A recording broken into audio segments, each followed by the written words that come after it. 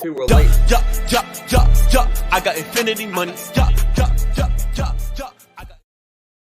Hello, everybody. Welcome to the Beyond the Backboard Podcast, episode 42. You see the title, Mikal Bridges is a New York Knick. I am so excited. Next to me is Max. Below me is Earl.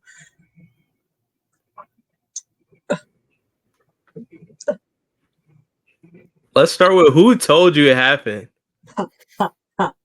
Can we start with that, Omar? Yeah, bro, I was in the car. Oh my god, it was the funniest moment because Breaking news, Omar was hilarious. He said, "Bro, stop playing with me. Stop playing with me." I'm playing with me. I was like, "Bro, I'm serious." You're playing, bro. You're playing. I think I almost made him crash his car. I felt bad. No. I was on an empty road. So good thing you told me then when I was going down the empty road really, really slow. Omar definitely broke the speed limit to get home. For and started sure. making Mikal Bridges Knick Photoshop jerseys. We didn't get home that night. I was actually leaving home that night, but it doesn't matter. Regardless, man, oh man, that made me so happy. Man, oh man. I didn't expect the move. I didn't expect the move before the draft. I thought we were going to get our two guys probably at 24 and 25. Maybe we slide up into before the 20 and try to get like Zach Edey or something. But I don't know. I don't know where we are. It all depends what Hartenstein does, and I don't know. I haven't heard anything about Hartenstein. It's making me scared. He's not coming back. It's over. He gone. But it's okay. We still have Mitch. Exactly. Mitch better anyways. Don't say that. Dang, turn on your boy like that. He hasn't even left the team yet. Unless iHeart comes back, in which case he's better. Toxic Knicks fans, when it's y'all's fault, you can't pay him. It's really not our fault, but it is what it is. That's what I'm saying. I'm saying you can't fault the guy. I'm sure he wants to come back. But realistically, like you guys said, I mean, we're paying the man $72 million. That's a bag. You can that's triple what he's earned in his basketball career up until now. But still, if you could get some more, wouldn't you take it at? No, because you're grateful for what you have, and you're grateful for the organization that took a chance on you and is now willing to give you the most amount of money they can give you. But what if it's like a I'm gonna stop you right $15, $20 million difference? I'm taking the money and I'm running, Max. I'll send you a nice card. I'll be best friends with you. Thank you guys so much for the opportunity. He wouldn't even be getting $10 million if we didn't take a chance on him and give him a 2-year deal when nobody else would. But still, why not? Why does he not deserve a chance to take another opportunity to make more money? Wouldn't you want him to be in the best situation? No, I want him to be here. I want him to be here. I wish we could offer him more, but it's unfortunate that we're kind of capped at $72.5 million. Exactly. What other team is offering you the most that they can offer you? Think about that. Think about percentage. When you think about percentages of the offer you could get, no one beats us. We're giving him the most we can get. I wish we fully guaranteed Daquan and not Jacob Top and the other one. I think the other one is crazy. I forgot his name. He's on the bench. It's okay. Only real Knicks fans know. Junior. I was hoping that we would have fully guaranteed them, so we could have probably thrown them into the Mikal deal and get them over to Brooklyn. But we lived. Earl, because then we would have been in a much better situation tax wise, and Brooklyn can take all the money they can get right now. I mean, it doesn't really matter for them. Yeah. I want to hear what Earl has to think because he's the one. I know what you think. Okay. I want to hear Earl. About the trade in general. Yeah, on the trade as an unbiased fan. Okay. What would you grade this trade for both teams? Personally, for the Nets, I think it's a. Sorry about that. For the Nets, I think it's probably a A. I mean, a situation where they pretty much had 0 picks. I mean, we memed about them beginning of the – well, not even beginning of the year, beginning of the offseason when everybody in the world realized, hey, the Nets, they suck. Oh, sorry, my mic went out. 1 second. Go ahead. Yeah, but no, I completely agree with you. The Nets were in a certain situation where they didn't know where they wanted to go. They were kind of at a crossroads in their franchise. They were confused on whether or not they wanted to let go of Mikal Bridges or kind of get more people to start to pair him up. But unfortunately, what it ends up looking like is that Brooklyn, I think they looked themselves in the mirror and kind of realized that they do need to start this rebuild sooner rather than later. They do have a lot of young pieces, a lot of great players. Cam Cam Thomas can now run free without having to worry about Mikal Bridges getting his touches. Mid. It's unfortunate that we couldn't keep him with Cam Johnson, but we don't need Cam Johnson. He wouldn't play on our team. I mean, I feel like he would be a really solid bench piece coming off the bench. I feel like we like could have 12th man. Cam Johnson in that deal. Like a 12th man. Not really. He would have taken the spot of like Alec Burks, probably. Burks clears. How many points did Cam Johnson score in the playoffs this year? Yeah, I can hear you, Earl. But no way you just said that. He just said Alec Burks clears Cam Johnson. All right, before I get to that, I'll finish what I was saying. Finish this thought. Yeah, I was just saying, I think it was good for the Nets. I mean, they pretty much didn't own any picks. I mean, they were a property franchise, not winning, and no hope to have a good future. Now they pretty much, I think they own their picks back. They did a couple swaps as well, so they kind of control their future for the most part. Yeah, I think it's a good move. They should tank. They were always going to be a tanking team. I think the experiment of having Mikal Bridges as a first option just didn't work. I think Max was really adamant about that, which he was right. He's a great player on a championship team, but he's not the main player on the championship team. And I think a lot of people realize that. And there's no problem with that. I mean, he was putting up 19 points a game, which is cool, but it wasn't really translating into winning. I mean, that roster really didn't have enough built around it. I mean, compared to what they just had, Kevin Durant, James Harden, and Kyrie Irving. So, yeah, from that side, I give him an A. Smart move. There's no need to keep that much of a valuable asset and kind of waste his time and waste your time as an organization. So good on them.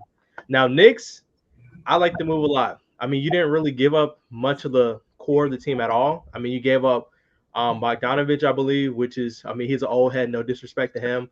I said it before. He's kind of like an expiring asset. Good he's to get on his way out, respectfully. He's on his way out. On his way out the league. And then it's like when you start thinking about trades, like you took on Bridges, which I think was a smart idea. He's young, wing player, kind of fit in the team. He's a guy, hustle guy, a Tibbs guy. He doesn't miss games. Hopefully, Tibbs doesn't work him too hard. I mean, he's a guy who has not missed an NBA game except for being traded. So hopefully that trend stays the same.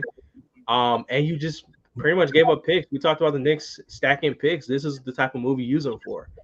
To most other teams, this probably maybe would have been an overpay, but as far as fit, it just makes sense for the Knicks as far as like chemistry, connection, wing type player, just situation like Max was saying, like you need guys who kind of fit the current vision of the team, and I think he does that a lot. So I think it's a great move from both sides. I give both sides an A. I think they helped each other out, and I give it an A+ for Bridges because he doesn't have to even move house. It's like he's right there. Yeah, same. He's right there. His life right now. He's like, I'm with my best friends in New York. Have y'all seen most people? Have y'all seen the meme from Toy Story 2 where Al from Al's Toy Barn is like, I gotta drive all the way to work, all the way to work. He goes across the street. Yeah. Shout out whoever did that on That's hilarious. Bridges. That's the best meme for this trade. He's like, I gotta go all the way to work. The only thing more convenient than that could have been is like if a Clippers player went to the Lakers or vice versa. That's literally the only other situation. Yeah.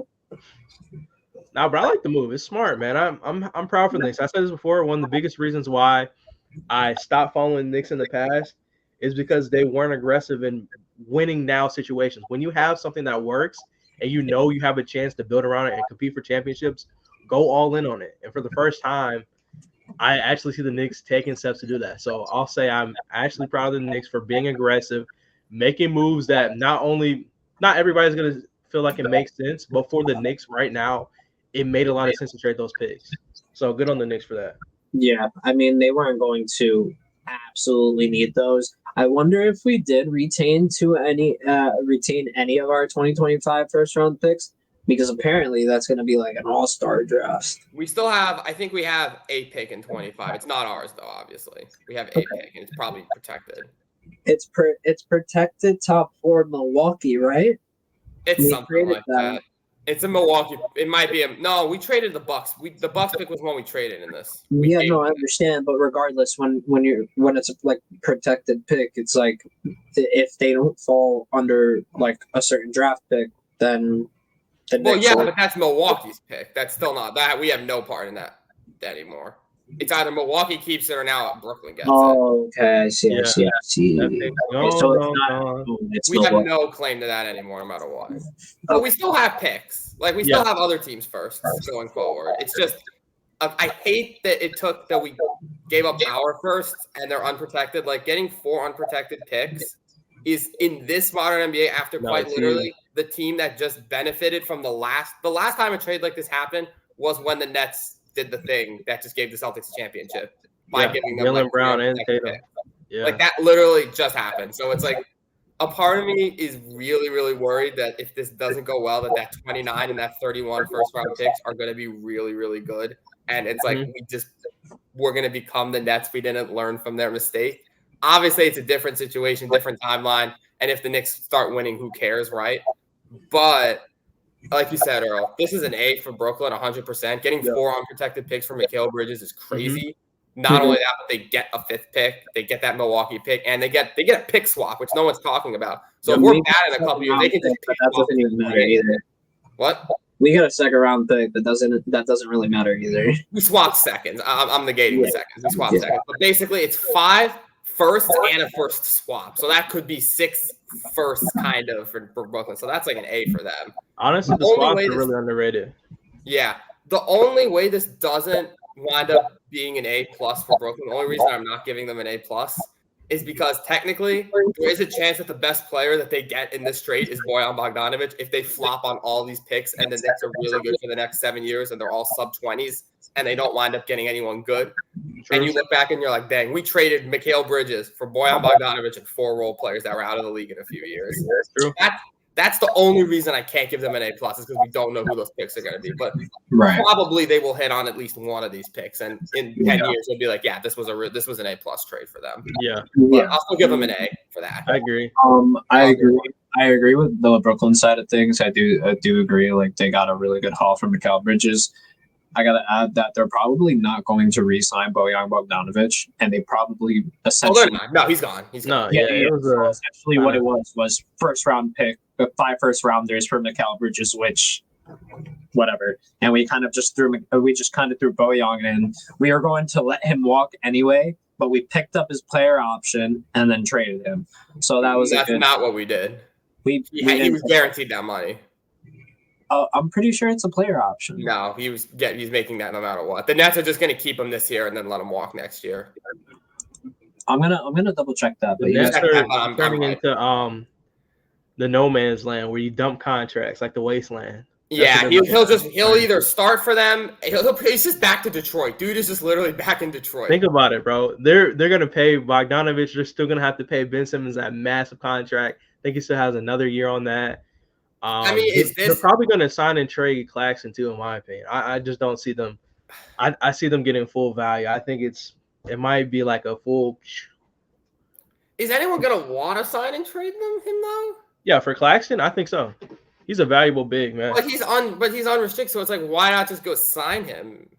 I feel like, I don't know. I've just been seeing like a lot of reports about sign and trade situations. I guess, like, I understand, but it's like, with Claxton being an unrestricted free agent, I feel like if you're him, why not just go to a team and make your money there rather than re-sign with Brooklyn and then force the team you're going to give up assets for you, which makes maybe because you can get a bigger deal from Brooklyn. Maybe that's it. Maybe you're right. Yeah. Maybe he can get an extra year or something out of Brooklyn. So maybe that's what it is. Because if it's like that and he's unrestricted, that's literally the only reason I can think of.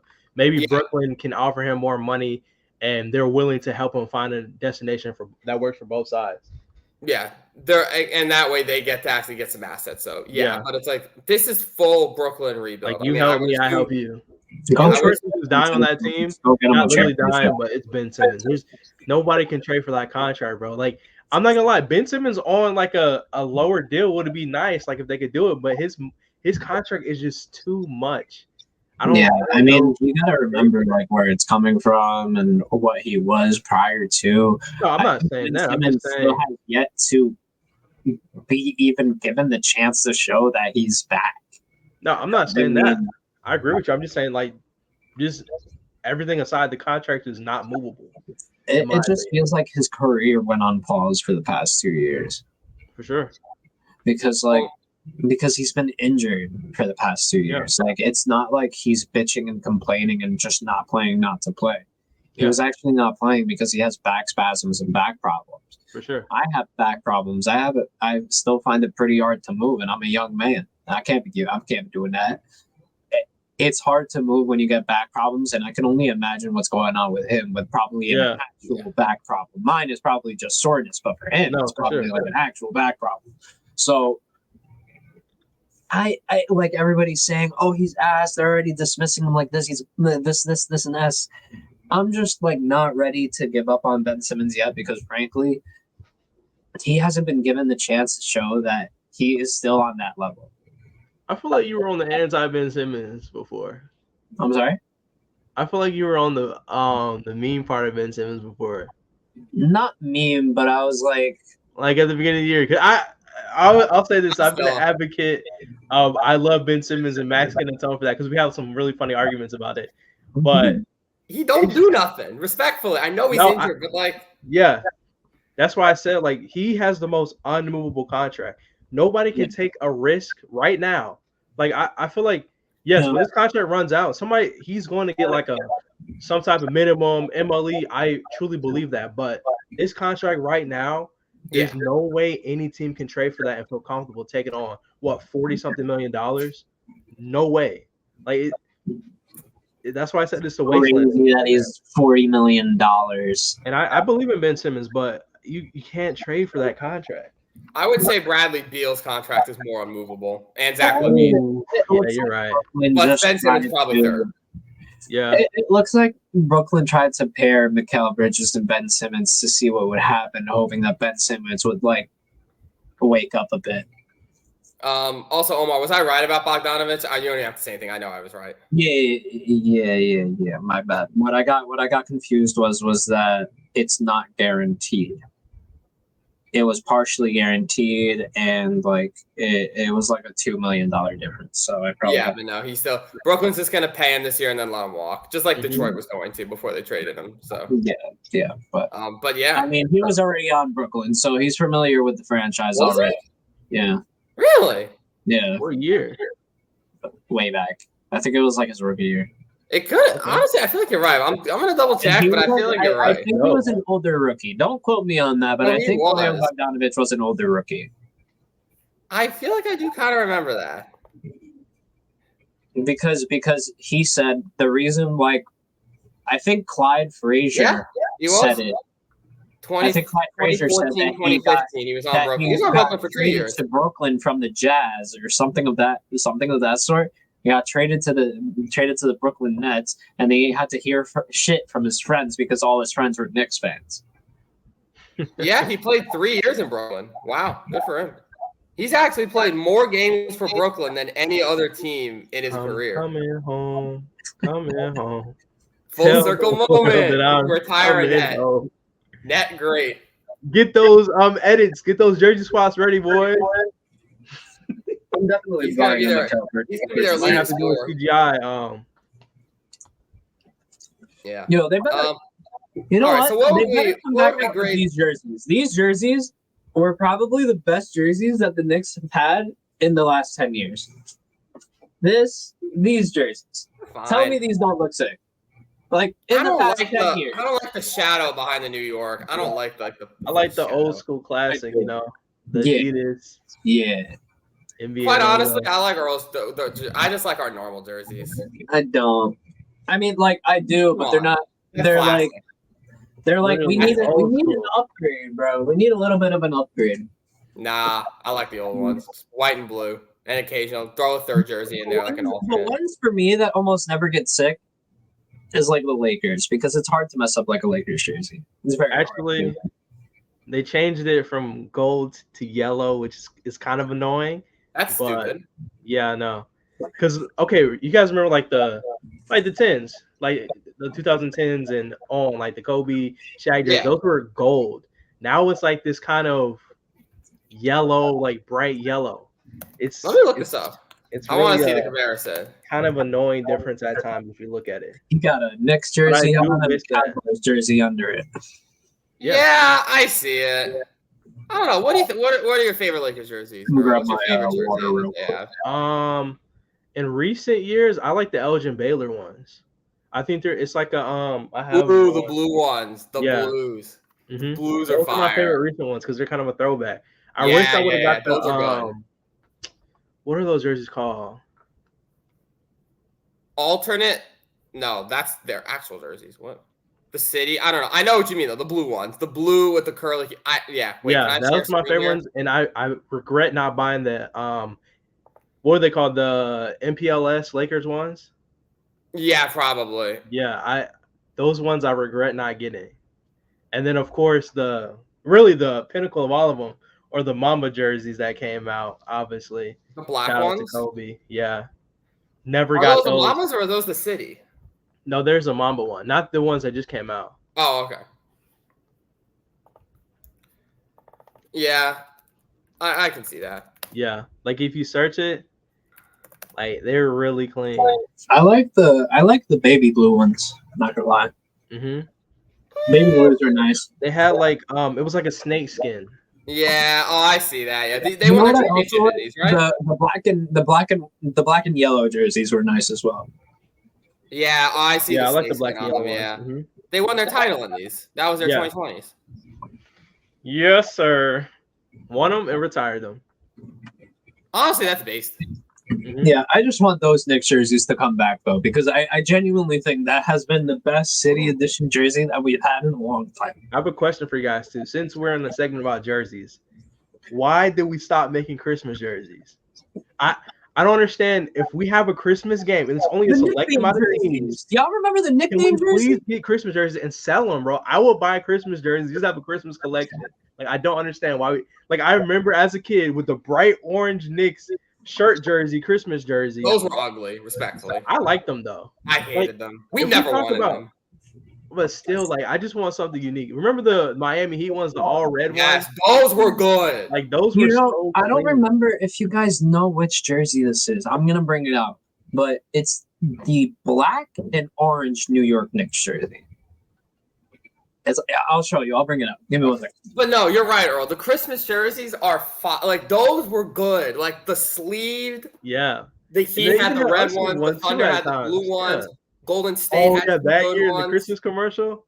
Yeah, Remember that? like, we just have too many jerseys. Have Beautiful.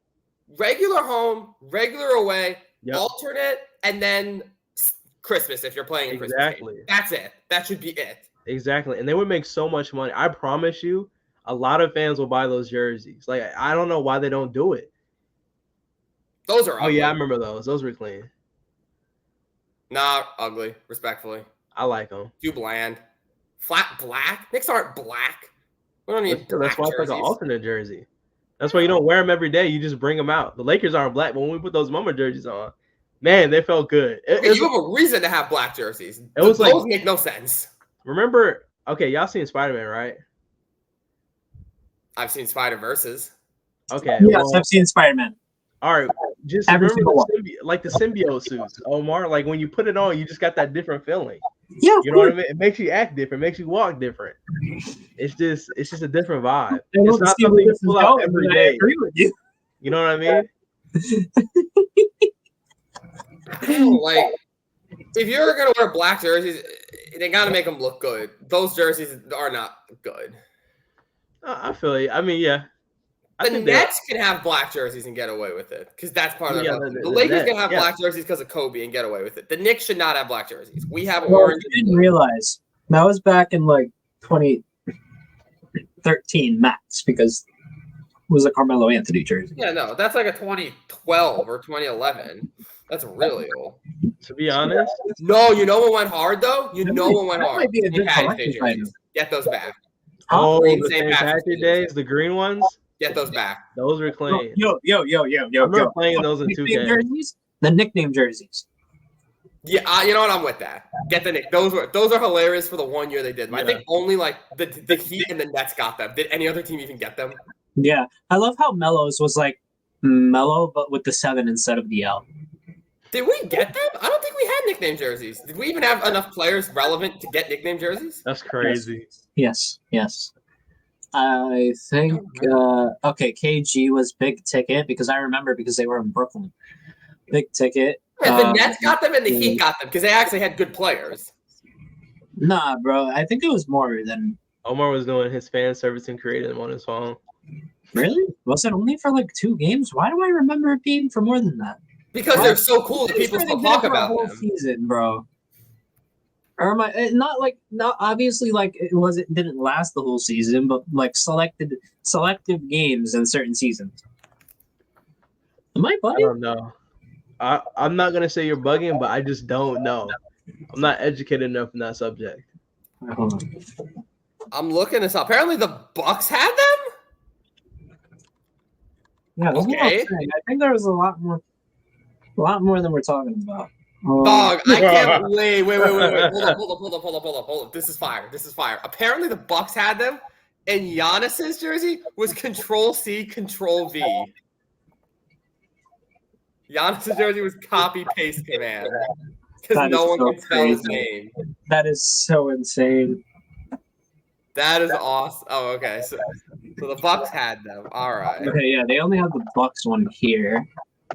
Nets Heat nickname jerseys, full roster. Apparently, Caron Butler was tough juice. What? Oh my God! They must have only did it for 1 game. What the hell? Omar Carlos Delfino got Delfino. That's kind of fire. Huh. John Henson was Mr. Fantastic. Ursan Ilyasova was Ursanity. Who?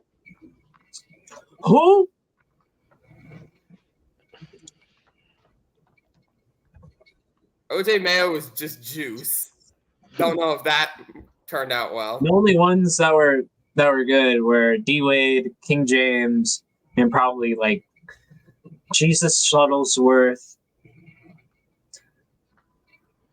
Andre Karolinko was AK-47, which I liked because he had the 47.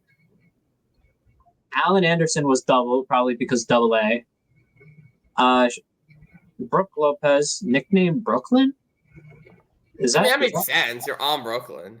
I guess. Michael Beasley, BC. Chris Bosh, CB. Mario Chalmers, Rio. Norris Cole, Coltrane. Udonis Haslem, okay. LeBron James, King James. James Jones, JJ. Rashard Lewis, Sweet Lou. Okay. Rashard Lewis was him for a couple of years. Bro said Sweet Lou is my nickname. Yeah, Sweet Lou. All It's right. never been sweet, Greg but my name's Oden Lou. was Gio, and then Dwayne Wade was D Wade. Andre Blatch, Dre Live, Andre Karolinko, AK-47, Allen Anderson double, Brooke Lopez, Brooklyn, Darren Williams, D Will, Jason Terry, Jet, Joe Johnson. Oh my God, I miss Joe Johnson. JJ, Kevin Garnett. It wasn't ISO Joe? What was they smoking? Yeah, this was probably a little bit before ISO Joe. Like This was like past his prime. He was already on his way out. How did they not give him ISO Joe? I don't know. That's a missed opportunity. You know, one of the jerseys big ticket. Mason Plumlee's was Plums. Mirza Teletovic. Mirza Teletovic, the GOAT. 2K GOAT.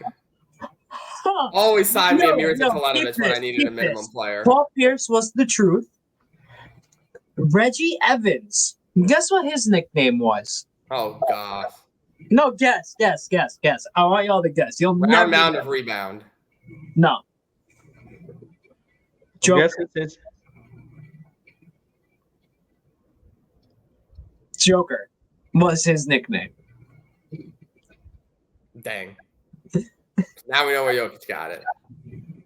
So people forget that Reggie Evans walked so Nikola Jokic could run. Wow. Reggie Evans. Bro copied Reggie Evans. Stole his bag and ran with it. Took Melo's number. He took Reggie Evans' nickname. This guy's a fraud. What are we doing? That's crazy, man. Was Esta, Tornik Shingela. I don't even know who that is. Okay, we could stop. We don't know. Yeah, this is NBA. This NBA lore is too much for me. That was so funny. But believe it or not, I guess this wasn't the first time they did it, because apparently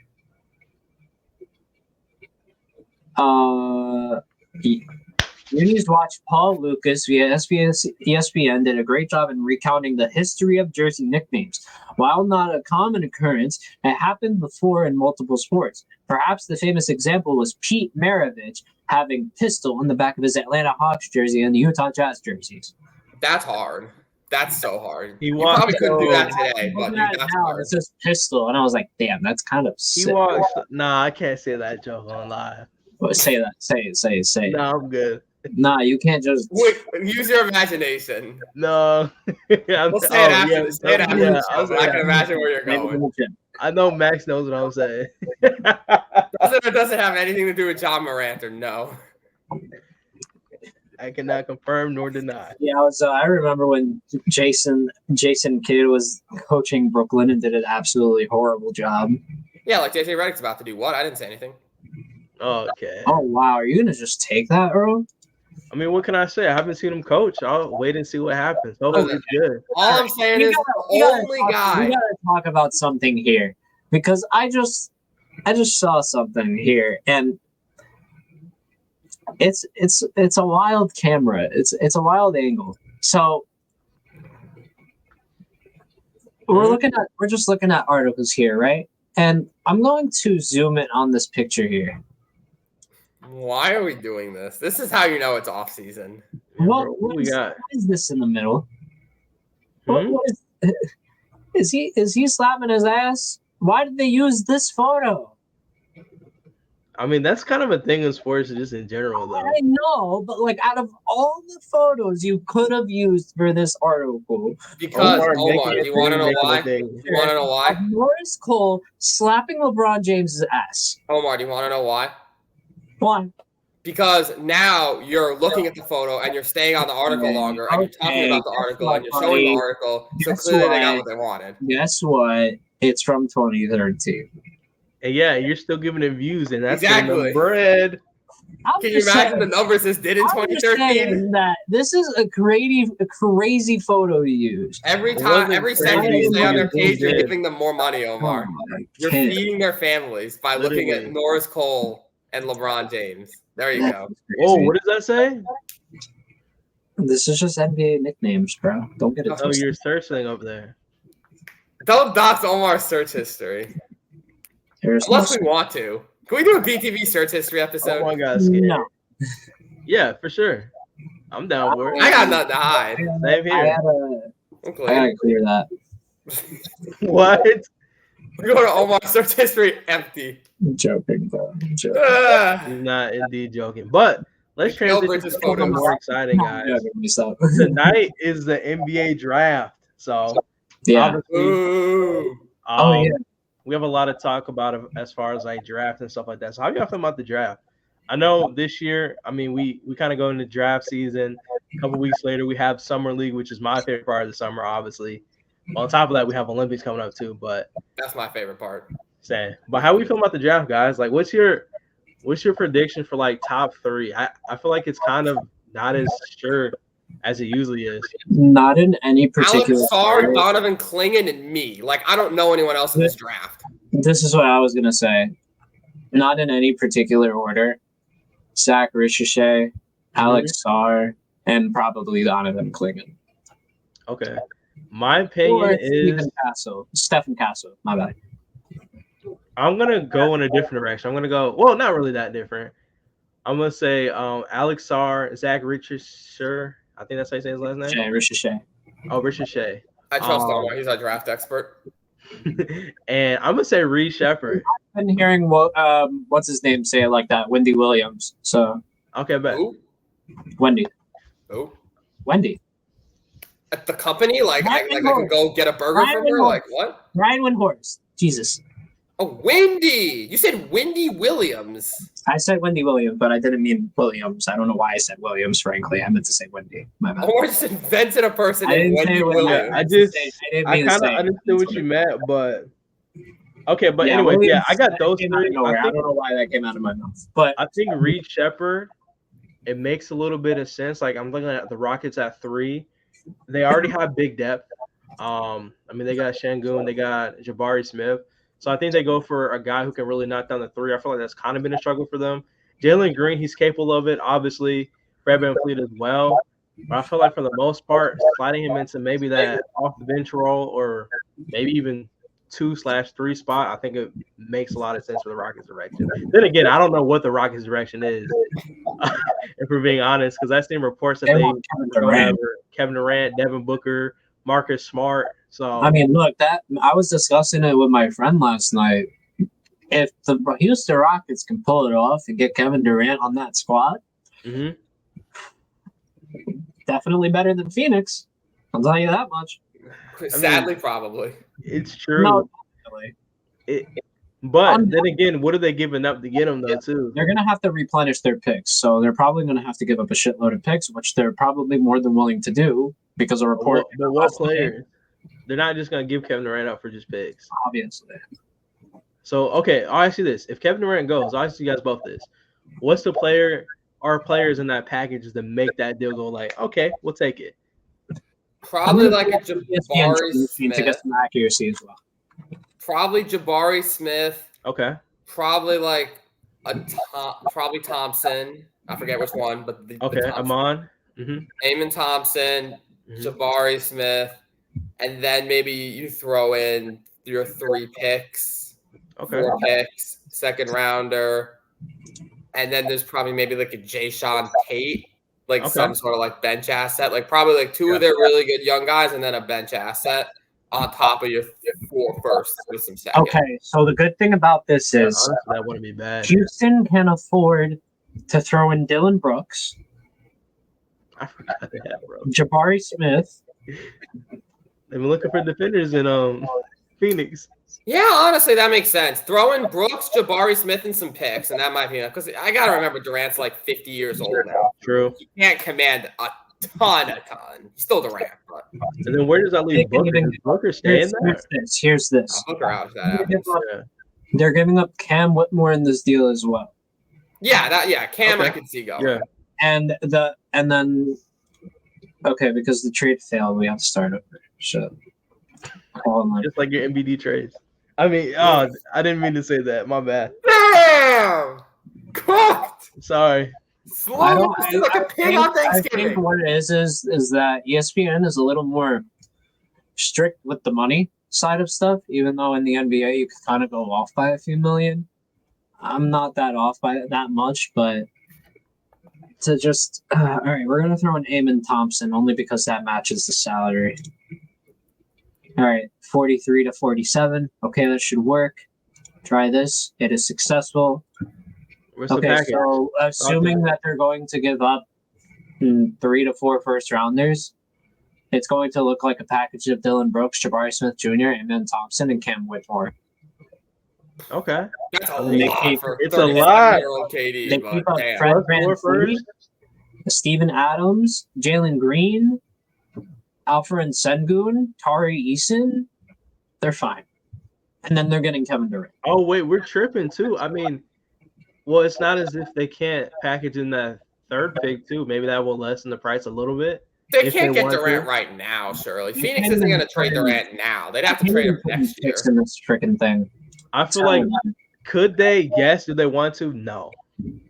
They're not going to get Durant now. Durant's playing another year in Phoenix, or at least to the deadline. Yeah, they're not going to get him out now. It's too soon. Yeah. I want to say that. I've been seeing conflicting reports, and by no means do I trust Stephen A. with information. No offense. Or anything. Yeah. Omar, we can't read that. Yeah, I was about to say it's.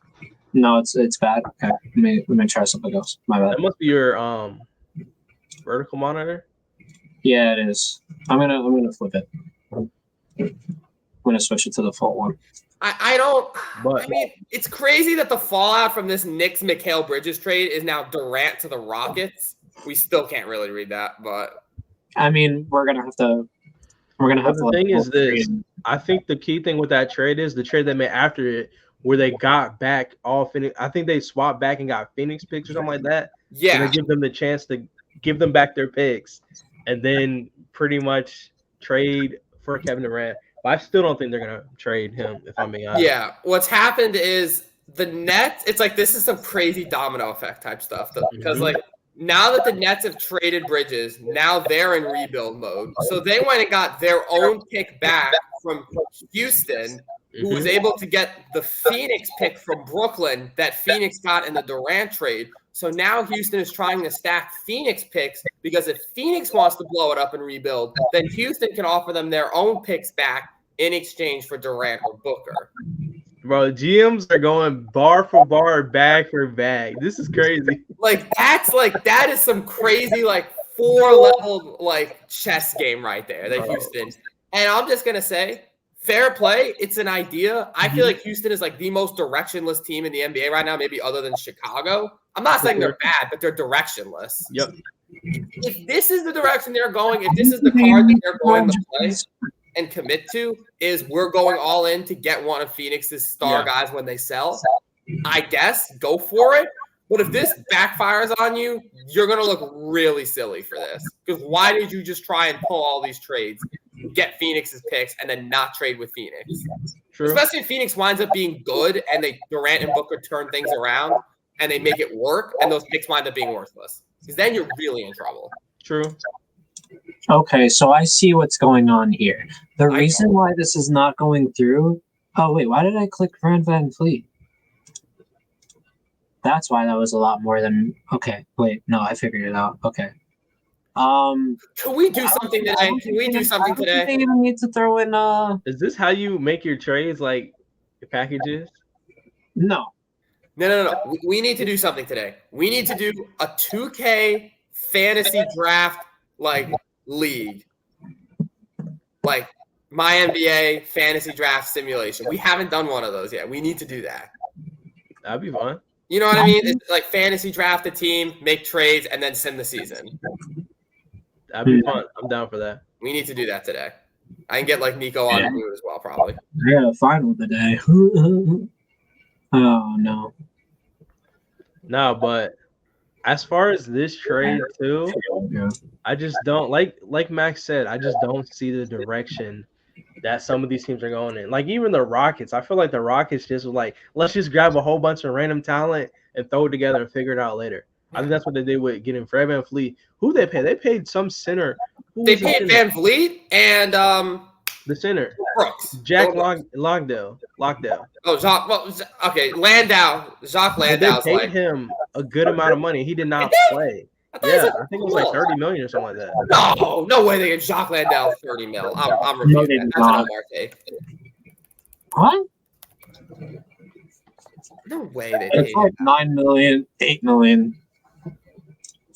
It was a center. Somebody signed a center like that. Oh, he's 8 million. Yeah. Okay. Jacques Landale is 32 million for 4 years, $8 million a year. What? I told you, yeah. Bro, I told you. Wow.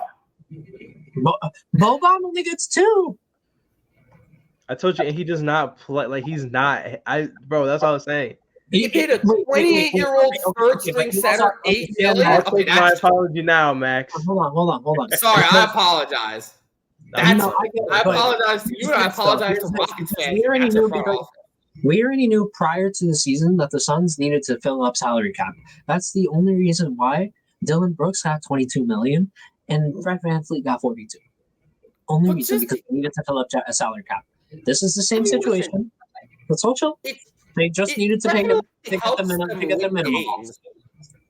I'm not going to sit here and say it doesn't help them win games, but I just don't see now what your play is. I guess your play is the only thing I can really see this team doing is trying to go get Durant. And it's then you've got kind of a Warriors thing going where it's you've got an old timeline and a young timeline, and you just kind of hope that they can coexist at the same time. And it's like they won a decent amount of games. And like Jalen Green looked really good at the end of last season. So it's like you have Şengün, you have Jalen Green, and it's like you could build around those guys, but then you've got to get off the money of Van Vliet and Dylan Brooks. So I don't really know. That's just weird to me. What do they have? The third pick right now? Yeah, they have the third pick right now. The Rockets. I guess. Are there any good power forwards in this draft? That could go there's top a lot 5? of good power forwards. But do the Rockets need a power forward? Well, here's what I'm thinking. If the Rockets are, again, committing to trying to go get Kevin Durant, that is like they're throwing all their eggs in the Kevin Durant basket. We're going to be able to go get him either at the deadline or next offseason, and we're going to try and win a championship with him. Then you're saying, okay, you got Fred VanVleet at the 1, Jalen Green at the 2, Durant, I guess Durant could play the 4. So Durant at the 3 or 4, and then Şengün at the 5. So you need another starting forward in there. Assuming Jabari Smith is trade for Durant, you need another forward in there. Tari Eason. Do you really want? We really banking on Tari Eason being a starting forward on a championship team? He was really injured this year. I get it, but he's got the rest of the summer to rest that leg. Make sure it's all good before he hops back on the court. Because Tari Eason was nice before he went. Was he? I haven't. Honestly speaking, I mean, he's definitely he has a high upside. I'll give you that. But are you really? If you're Houston, are you banking on Tari Eason being like your starting front court is Kevin Durant and Tari Eason? That's winning you the championship. Yeah, I don't know. I mean, Tari Eason career average is 10 points a game. Sorry, no, career average is 9. Last year, I just think this feels like a rushed trade for me.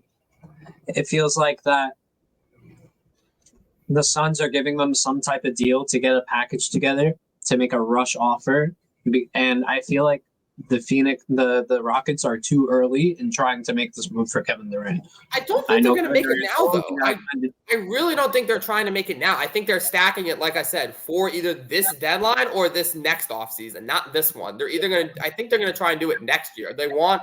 They're banking on Phoenix having another bad year this upcoming year and flaming out either in the first round or not even making the playoffs, and then they sell. The only thing I see, really, the reason why Kevin Durant would accept going here is because Houston is his hometown. Am I wrong? Wait, no, is it Washington? Okay, I got a little bit of an update, guys. Sorry to cut you off. He went to Texas University. My bad. He went to Texas As far University. as the trade with the Rockets / Kevin Durant, once again, I don't believe any of this stuff. Obviously, these are just like sports commentators, so take everything with a grain of salt. These are not my words.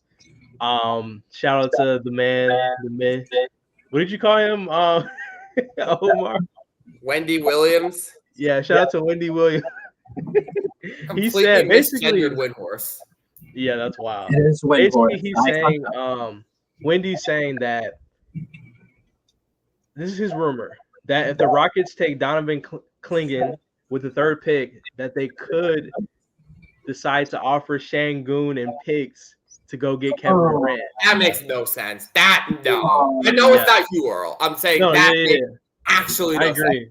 Sense. That's such a bad Along with the picks that they just got from Phoenix, they'll put those in the package to sign for or trade for Kevin Durant. Is the only good thing that happened to their franchise. I don't know how true that is, but I know it's not you. I know it's a report. No, for sure. Yeah. So wait, is that report saying when do you think they're going to get him this offseason? Like now? Yes, that's what I'm saying. There's no way. As if we're drafting him right now, Clingan, and then on draft night or tomorrow, this week, they're going to go use Alfred Şengün and all those picks to go get Kevin Durant. Yes. I mean, listen, I guess if you're Phoenix and they offer you Şengün, you take that 100% of the time. Yeah. But that's such a bad deal for Houston. And on top of that, Stephen A. today said that Kevin Durant could likely be traded, which is, I don't know where all these reports are coming from, nor did I 100% trust Stephen A.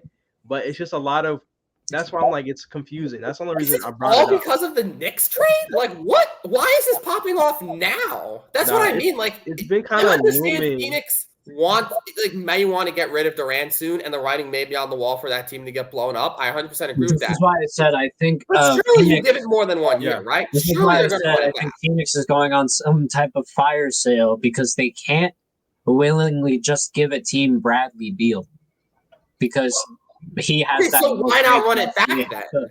they have to find a different way to do it because I think they already know that this isn't going to work.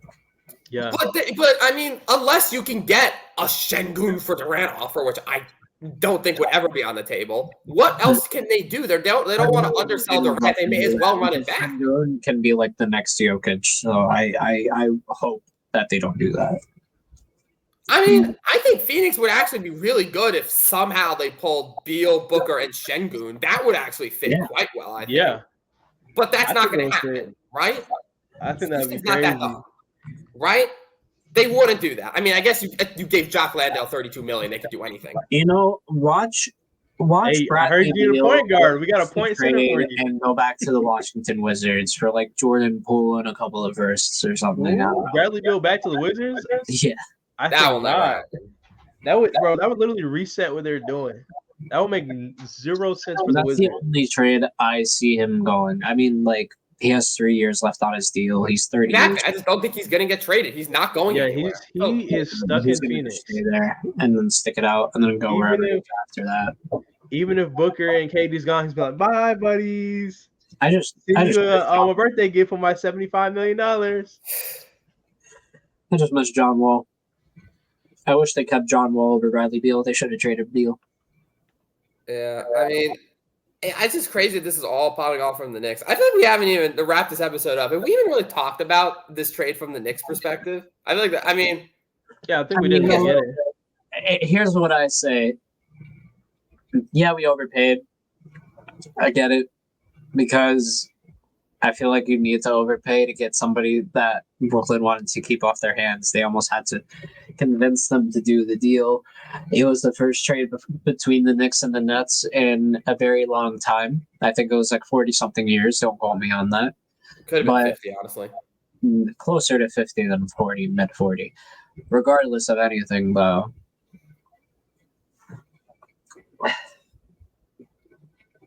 if we keep OG Anunoby this season, we are contenders. Yeah, I think the Knicks are firmly in contender category. I wanted to say this before, but then we started going into other things, and I didn't want to interrupt the flow or nothing. But OG Anunoby and Mikal Bridges are the top tier wings in this league. They are arguably top 10 in that little section. Which is why you got to finish the job. Which is why we have to bring back OG at pen and paper. Whatever, at this point. 200 million, 230 million, 240 million, give it to him. I'm not playing anymore because if we get both of them, forget about Isaiah Hartenstein for a second, because Isaiah Hartenstein, I love him to death, but Mitchell Robinson can do what he's doing. I'm not going to say anything about that. I think it's just... We need to pay OG.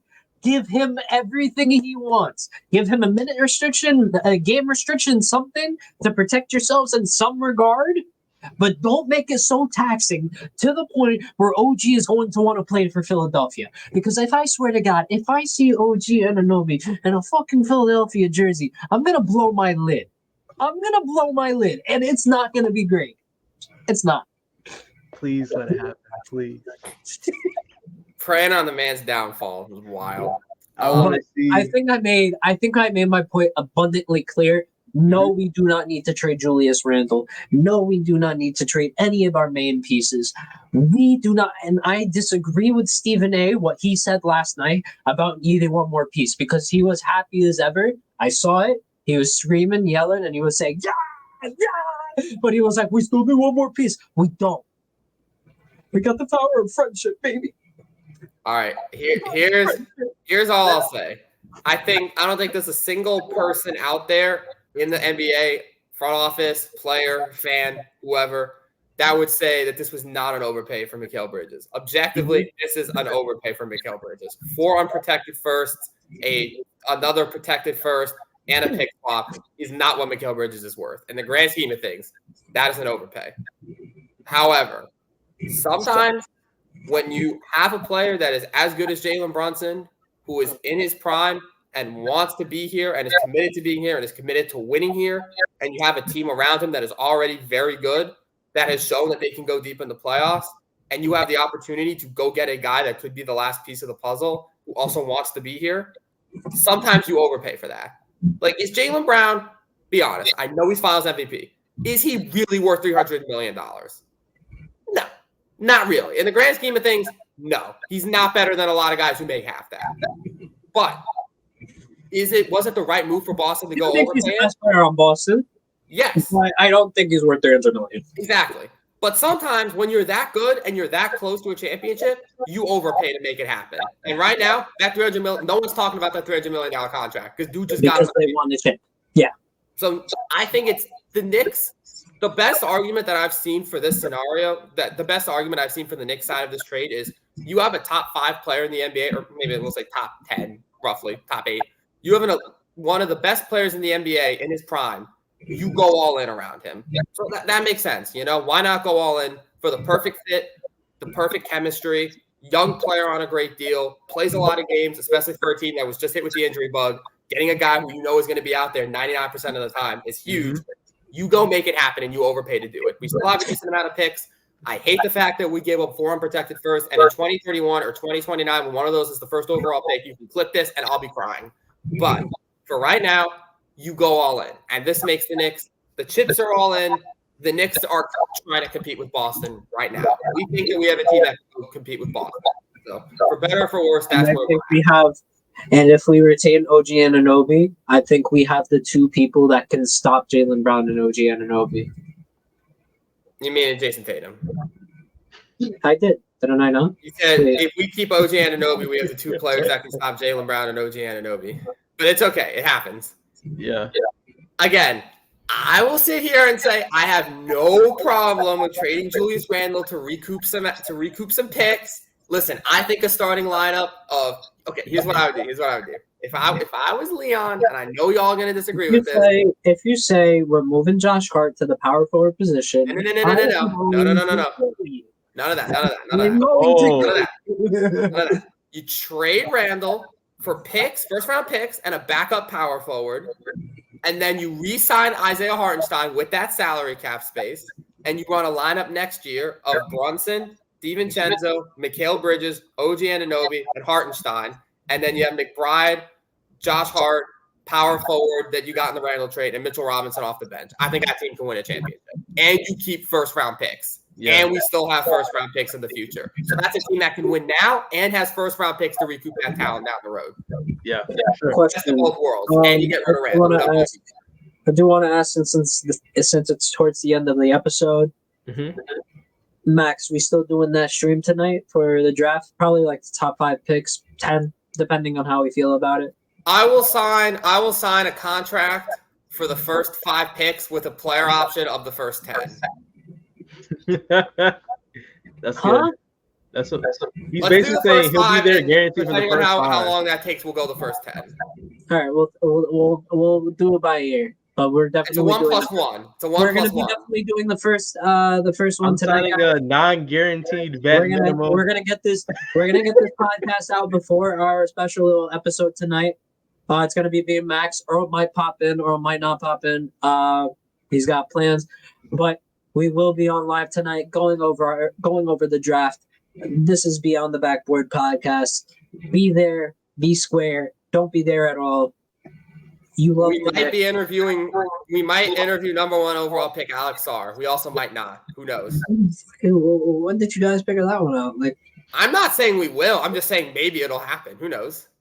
But like, how would he even know about us? Is anybody going to the draft? I don't know. No. So like, how would we get an interview with him? I don't know. I didn't say it will happen. I said it might happen. But how could it might happen?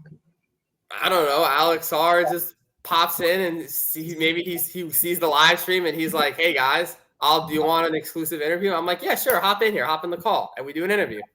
Yeah. Can't make any promises that Max just made, but if you guys like the NBA draft, you like content, you like to have fun, skilly dilly pop, then make sure you stop by tonight for the draft. Straight. What the hell did you just say? Skiddly diddly pop. Did you just say skiddly bop? Oh no, we lost. And just like that, thank you so much for joining us for episode 42 of Beyond the Backboard. Roll the theme music, Omar. I got infinity money. Yeah.